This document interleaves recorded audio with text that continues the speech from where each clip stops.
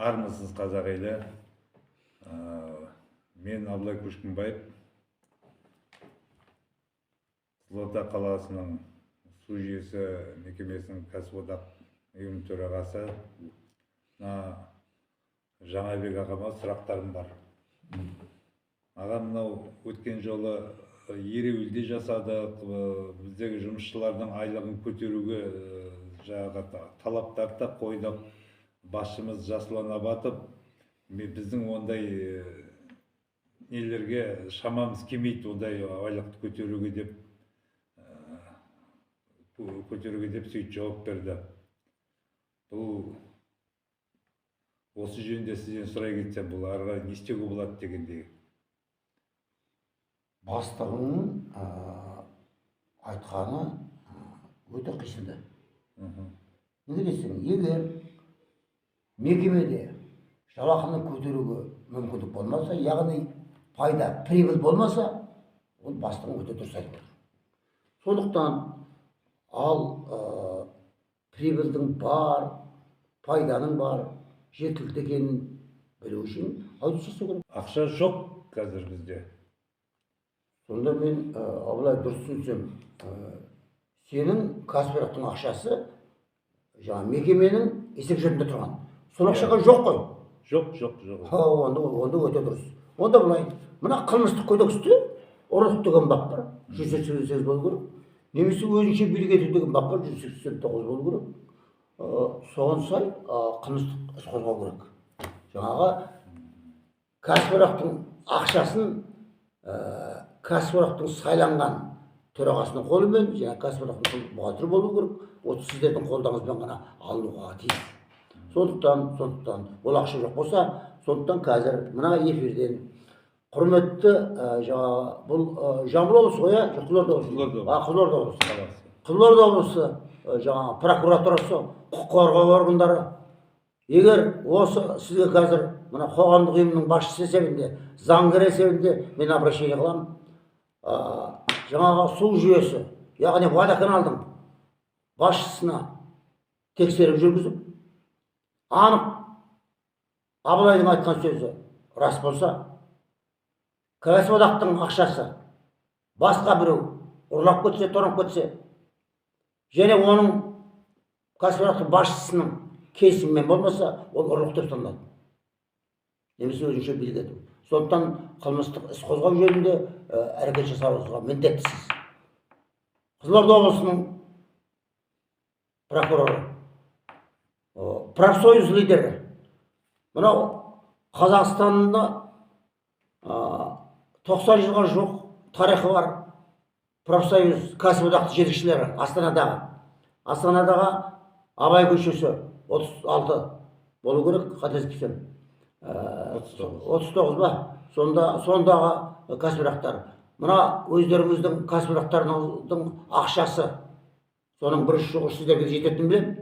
Бір бөлігі, бір кішкентай бөлігі. Сондықтан қорғау керек. Ана өзіме бетіме кеткен, өзін құдай санаған, сөйтіп кәсіподақтың ұжымның ақшасын тонағанды жауаптылыққа тарту керек. Осы видео жазбаны кәсіподақ мүшелердің атынан арыз деп қабылдап, қылмыстық іс қозғауды өтінемін. Мына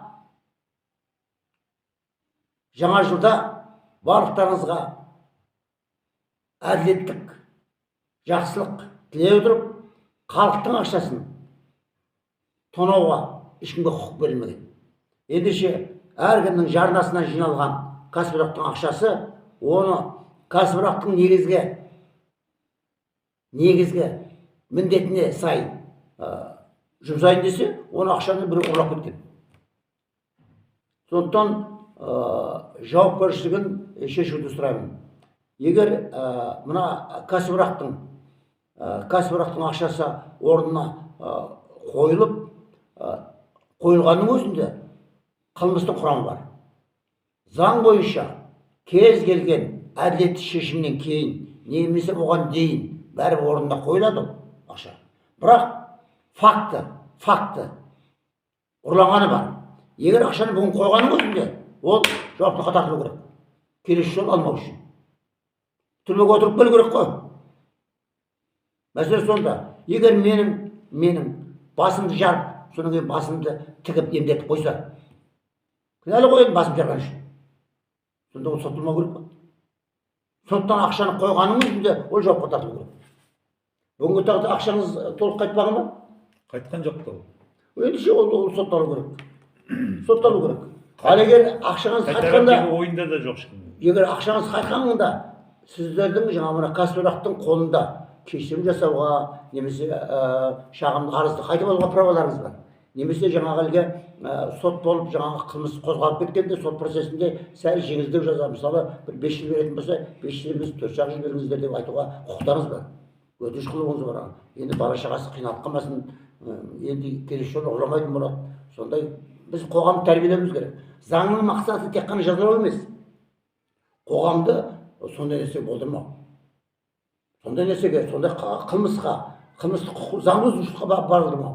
Сондықтан да ол ақшаңызды бәрібір жаңағы түрмеден шыққанша, немесе түрмеден шыққаннан кейін де бәрібір орнына қояды. Оны дүниесін тәркілейді. Біздің мемлекет әділ мемлекет. Бірақ сол әділдікке жылжу үшін әркім өзінің құқығын қорғай білуі керек. Және оның бәрі мына заңдармен көзделген. Біз зайырлы, заңды мемлекетпіз.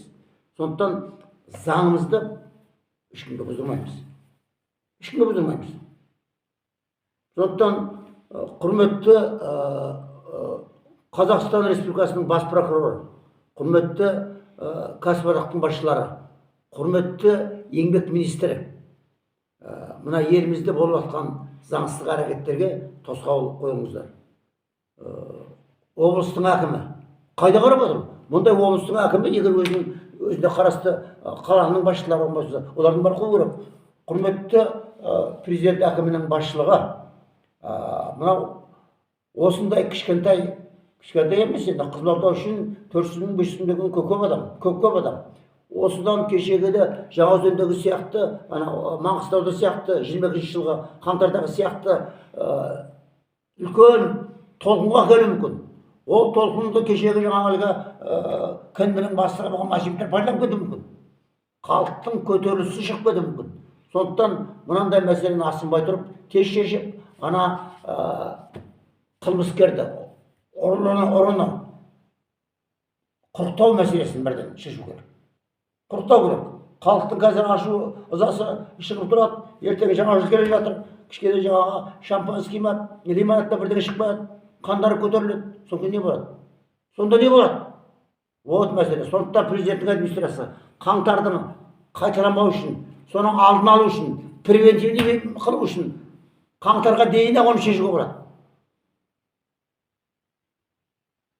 Құрықтап, қабақ қалып, бірден шешу керек. Халықтың ақшасын ұрлайды да, оны ешкім білмеген сияқты тұра береді.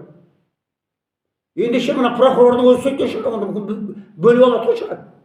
Облыстың прокуроры, немесе қаланың прокуроры қарап отыр. Сондықтан президенттің администрациясы мына істі қауіпті деп, тағы да президентіміз амалсыз өтірік айтып құтарып қалмасын. 20 мың террорист кіріп кетті деген сияқты нәрсені айтып, масқара болып. Мен жаңа өзім достарыммен ұялып жүрмін. Осы президентке дауыс бергенмін, жақсы көргенмін. Бірнеше тілді білетін азаматтың 20 мың террорист кіріп кеткенін, соның қайтып шықпай қалғанын да білеміз. Неге сенсамлет жоқ, құрғанда 70-80 сәмлет керек қой. Сондықтан сондай тағы масқара болмас үшін, мына жаңа жылдың алдында өткен жылдың қорытындысы, жаңа жылдың алдында тағы да қаңтардың қайғысына ұшырамас үшін, мынау онсыз да оқ-дәрісі азайып қалған орыс халқынан тағы да біздің өз қазағымыз ататын адамдарды сұрамас үшін, мына Тоқтар Әубәкіров деген ағамыз айтқандай әрекет жасауды сұраймыз. Президенттік администрациясы сіздерге бұл сын. Сондықтан ертең бірдеңе көтеріп кеткен жағдайда кінәлі кім болады? Масимов емес, президенттік администрация болуы мүмкін. Сондықтан мына облыстық деңгейдегі басшылардың барлығы, прокурорлар, қаланың басшылары қайда қарап отыр? Халықтың ақшасы толып кетеді. Аудит жасауға ақшасы қалмайды. Мұндай бандиттерді анық егер Егер мына Абылай өтірік айтып мені арандатып отырған болмаса, аның ақшаның шөтінде тұрған ақшаны, кәсіпорақтың жартасын жинаған ақшаны бір қолды қылып қалтасын сабаса, оны қаяққа жұмсаған шаруам жоқ. Бар ма? Жоқ па? Жоқ. Жоқтан қағаз бар ма сенде? Ақша жоқ деген. Бермей отыр ғой соны Жоқ, қанша жазбаша. Қазір енді атқан жоқ деген әңгіме бар айтады. жергілікті Жоқ, жазбаша қағаз бердің. Менің ақшамды берші, жаңағыдай аудит планы деген. Жоқ деген сөз бар ма? вообще жауап та бермейді. Жоқ демейді. Жоқ демейді. Жоқ, Жоқ деп айтады. қоя тұр, тыңда. Сен берші деген қағазбен берген бар ма? Соның жаңа алдым деген белгісі бар. Ақша қайда деген. Әшейін ауызша әңгіме ма? Жоқ, қағаз жазбаларым бар ғой. Жоқ, қағаз жазбада менің ақшам қайда деген сөз бар ма? Бар, сұрадым. Болды, енді ендеше қозғау керек, болды. Онша шөтке болу керек. Тірліктің бәрі өте әдемі шөтке болу керек. Сен арыз жазып бересің, менің ақшамды мына аудитке келісу үшін қанша ақшам бересің, мәлімет бер дейсің. Ол мәлімет бермейді, үндемей қалады. Сол ана сенің қағазыңды қабылдаған жөнінде белгі болса бітті. Бар, ондай бар. Рахмет сіздерге. Рахмет.